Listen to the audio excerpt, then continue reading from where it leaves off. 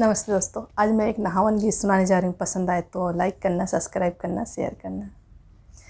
के हो खोदई सगरा तो के हो भरई पानी जी, के करा दुलारा बेटा करैया स्नान जी, के करा दुलारा बेटा करैया स्नान जी।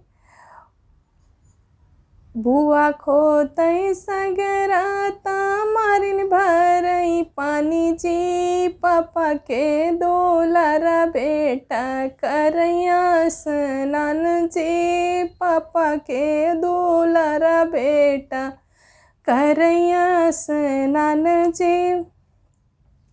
के लगावै साबुना ताके हो डरई पानी जी, के करा दुलारा भैया करैया स्नान जी, के करा दुलारा भैया करैया स्नान जी।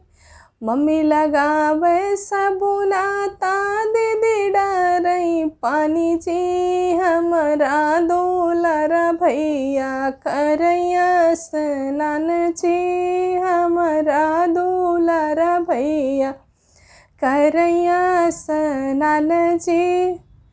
के पहिरावै शेरवानी, के लगावै चंदन जी, के लगावै पाँव में हावर ब्याह रचावन जाई जी, के लगावै पाँव में हावर ब्याह रचावन जाई जी।